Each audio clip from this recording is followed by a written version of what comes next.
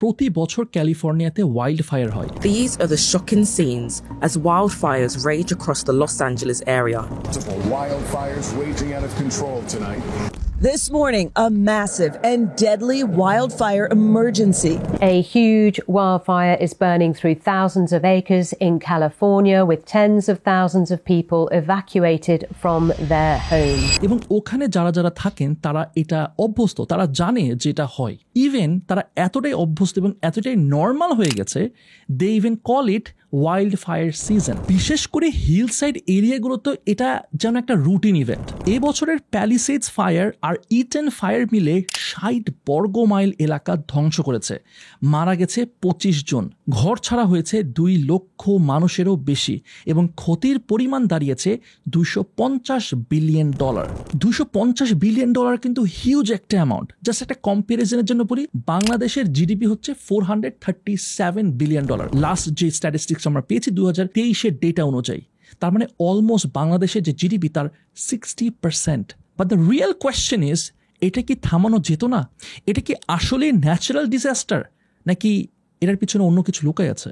এই অ্যান্সারটা জানতে হলে আমাদেরকে একটু হিস্ট্রি ঘাটতে হবে। ক্যালিফোর্নিয়ার দাবানলের ইতিহাস বহু পুরনো এবং ডিপলি রুটেড। 1952-তে স্প্যানিশ এক্সপ্লোরার্স প্রথম যখন ক্যালিফোর্নিয়ায় আসে, তখনকার ইন্ডিজিনিয়াস কমিউনিটিস যেমন কারুক আর মিকোয়াকরা নেচারের সঙ্গে একরকম হারমোনিয়াস ব্যালেন্স মেনটেন করত। তারা এক বিশেষ পদ্ধতি ব্যবহার করত যাকে বলা হয় controlled burn. Controlled burn basically systematic ভাবে আগুন লাগিয়ে শুকনো গাছপালা আর ঝোপঝাড় ক্লিয়ার করা হতো যাতে নতুন গাছপালা গ্রো করতে পারে।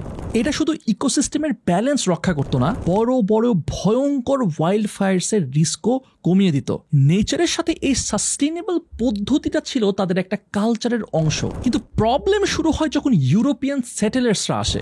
সেটেলার্সরা ইন্ডিজিনিয়াস ট্রাইবসের এই আগুন দিয়ে কন্ট্রোল করার সিস্টেমটাকে টোটালি আনসাইন্টিফিক অ্যান্ড হার্মফুল ভেবে ডিসমিস করে দেয়। তাদের মনে হয়েছিল এই পদ্ধতি ওয়াইল্ড ফায়ারের ডিস্ট্রাকশন ছাড়া আর কিছুই করতে পারে না। ফলে তারা কন্ট্রোলড বার্ন পদ্ধতি পুরোপুরি বন্ধ করে দেয়। এই কারণে বনভূমিতে শুকনো গাছপালা আর ঝোপঝাড় জমতে থাকে বছরের পর বছর। এগুলা জমে গিয়ে তৈরি করে এক enormous amount of dry fuel, যা আজকের দাবানলের জন্য পারফেক্ট কন্ডিশন তৈরি করেছে।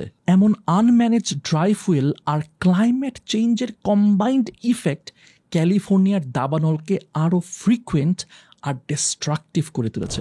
এখানে একটা ইম্পর্টেন্ট ফ্যাক্ট হচ্ছে, বর্তমানে অনেক এক্সপার্টরা ধীরে ধীরে আবার সেই পুরাতন পদ্ধতি, যেটা ইন্ডিজিনিয়াস পদ্ধতি ছিল, সেখানে তারা ফিরে যাচ্ছে।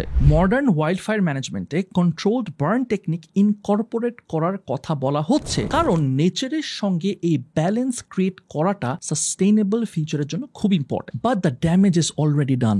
শুষ্ক ওয়াইল্ড ফরেস্ট এতটাই বেশি যে কন্ট্রোলড ওয়াইল্ড ফায়ার পুরোপুরি ইফেক্টিভলি ইউজ করাটাও এক্সট্রিমলি ডিফিকাল্ট এখন। 2018 সালের ক্যাম্প ফায়ার পুরো প্যারাডাইস শহরকে ধ্বংস করে দেয়। ক্ষতির পরিমাণ গিয়ে ঠেকে 16.5 বিলিয়নে। এই দাবানল এত দ্রুত ছড়ায় যে শহরের অনেক মানুষ পালানোরও সময় পায়নি। ক্যালিফোর্নিয়ার জিওগ্রাফিক ক্যারেক্টারিস্টিক্স আর ক্লাইমেটিক কন্ডিশনস দাবানলকে আরো ভয়াবহ করে তোলে। এখানে শীতকালে প্রচুর রেইনফল হয়, যা গ্রাসল্যান্ডস, শ্রাবস এবং অন্যান্য ভেজিটেশনের গ্রোথ বাড়িয়ে দেয়। এই লাশ গ্রিন ভেজিটেশন পুরো ইকোসিস্টেমকে এক ধরনের ভাইব্রেন্ট বিউটি দেয়। কিন্তু গ্রীষ্মকাল আসার সঙ্গে সঙ্গে এই সবুজ ভূমি ধীরে ধীরে শুকিয়ে যায়। এই শুকনো ভেজিটেশন পরিণত হয় দাবানলের আইডিয়াল ফুয়েলে। আরো বড় ভূমিকা রাখে ক্যালিফোর্নিয়ার বিখ্যাত সান্টা আনা উইন্ডস। ঘন্টায় 90 মাইল বা তারও বেশি গতিতে বইতে থাকা এই হট ড্রাই উইন্ড দাবানলের শিখাকে আনকন্ট্রোলেবল করে তোলে। এমনকি ছোট একটা স্পার্ক কয়েক ঘন্টার মধ্যেই হাজার হাজার একর বনভূমি এবং ঘর বাড়ি পুড়িয়ে দিতে পারে। সান্টা আনা উইন্ডস কেবল আগুন ছড়িয়ে দেওয়াই নয়, বরং এটি বাতাসের হিউমিডিটি এতটাই কমিয়ে দেয় যে আগুন ছড়ানোর জন্য আদর্শ পরিবেশ তৈরি হয়। এই ড্রাই কন্ডিশনস আর স্ট্রং উইন্ডস মিলে দাবানলকে এমনভাবে ফুয়েল করে যে তা আনস্টপেবল হয়ে যায়। বিশেষ করে পাহাড়ি এলাকাগুলোতে এই আগুনগুলা দ্রুত ছড়িয়ে যাওয়ার সুযোগ পায় এবং এই উইন্ড সিস্টেমটা বিপর্যয় সৃষ্টি করে। অন টপ অফ দ্যাট, ক্যালিফোর্নিয়ার টপোগ্রাফি এবং ক্লাইমেটিক সাইকেল দাবানলের জন্য একটা পারফেক্ট স্টর্ম তৈরি করে। শীতকালে প্রচুর গাছপালা জন্মানো আর গ্রীষ্মে সেই গাছপালা শুকিয়ে যাওয়া, এর সঙ্গে সান্টা আনা উইন্ডসের কম্বিনেশন দাবানলকে মারাত্মক ভয়াবহ করে তোলে। ক্যালিফোর্নিয়ার এই ভৌগোলিক এবং জলবায়ুগত বাস্তবতার কারণে এখানকার ফায়ার ম্যানেজমেন্ট সিস্টেমস সব সময় বড় চ্যালেঞ্জের মুখোমুখি। যদিও আধুনিক ফায়ার সাপ্রেশন টেকনিক্স অনেক উন্নত, কিন্তু ক্যালিফোর্নিয়ার এই ইউনিক জিওগ্রাফিক রিয়ালিটি দাবানলকে বারবার ডিস্ট্রাকটিভভাবে হাজির করছে।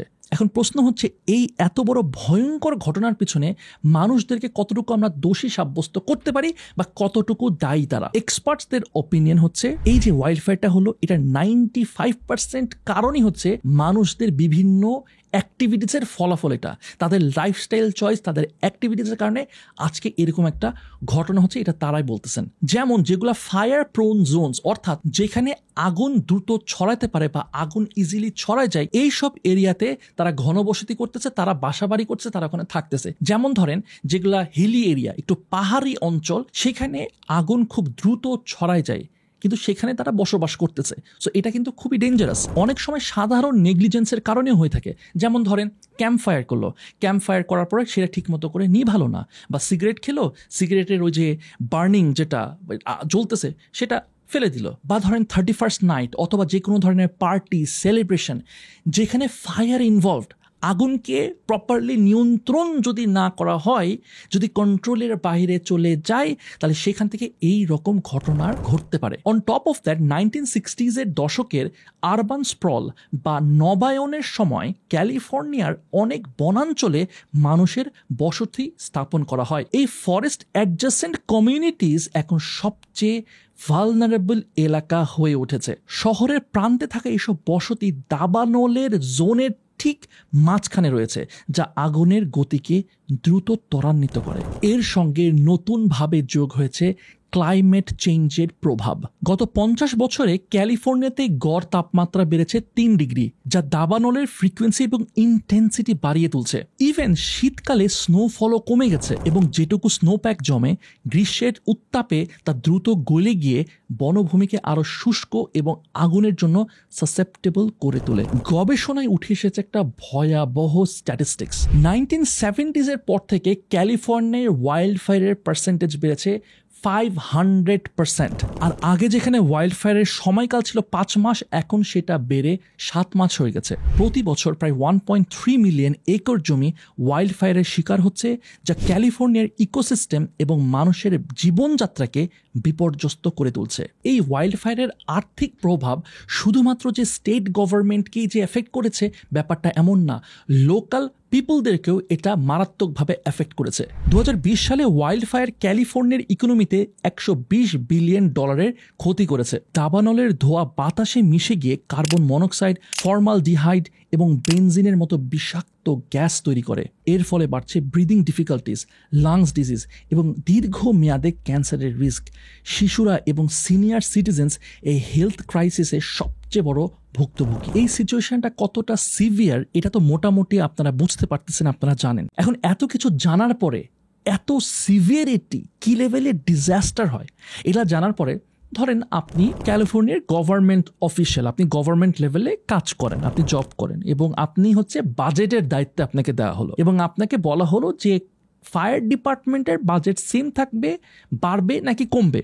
আপনি কি করতেন? আমি প্রিটি শিওর আপনি বাড়ায় দিতেন বাজেট, যাতে করে কোনো প্রাণ না হারায়, যাতে কোনো ক্ষতি না হয়, রাইট? সবচেয়ে হাস্যকর ব্যাপার হচ্ছে ক্যালিফোর্নিয়ার গভর্নমেন্ট করছে ঠিক অপোজিট। তারা বাজেট কমায় দিছে, একদম বাজেট কাট করছে, এবং তারা শুধু বাজেট কাটই করেনি, তারা বলছে এখানে বাজেট বাড়ায় এবং বাজেট দরকার না, এটা পুরোপুরি ইললজিক্যাল। এরপরে একটা ফায়ার ফাইটার একটা কথা বলেছিল, খুব হেল্পলেসলি একটা কথা বলেছে, যে আমরা জানি আগুন পুরোপুরি থামানো সম্ভব না, আমরা শুধু চেষ্টা করতেছি যেন ক্ষতিটা কম হয়। মানে এই স্টেটমেন্টটা কিন্তু মোটামুটি sums up the whole scenario. মানে বুঝতেছেন কতটা হেল্পলেস হলে একটা মানুষ এভাবে বলছে যে আমাদের আসলে আর কিছুই করার নাই, আমরা আগুনটাকে থামাতে পারবো না, আমরা যতটা লস কম করানো চাই। মানে কতটা দুঃখজনক। তাহলে এখন প্রশ্ন হচ্ছে যে ঠিক আছে, বাজেট কাট করছে, ভালো কথা, বাজেট কাট করে এই টাকাটা তাহলে তারা কোথায় বিনিয়োগ করলো? কোথায় স্পেন্ড করলো? এই অর্থের বড় একটা অংশ বিদেশি প্রকল্প এবং অন্যান্য অপ্রয়োজনীয় কাজে তারা খরচ করেছে। অনেকের মতে এটা গভর্নমেন্ট ইনকম্পিটেন্সি, কেউ বলতেছে lack of awareness, but whatever it is, suffer কি করতেছে?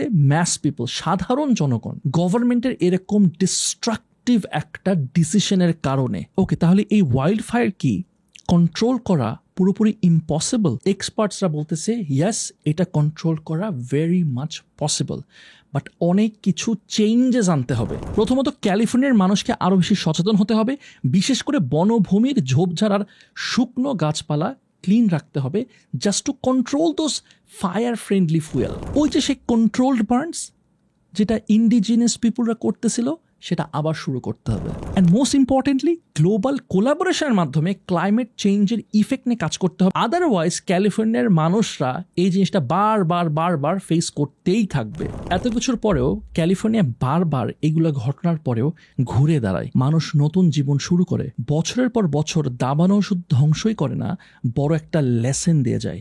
সেটা হলো নেচারের সাথে ব্যালেন্স বজায় না রাখলে ভবিষ্যৎ হয়ে পড়বে আরও বেশি আনসার্টেন। কিন্তু আমাদের হিউম্যান নেচারের একটা মজার জিনিস কি জানেন?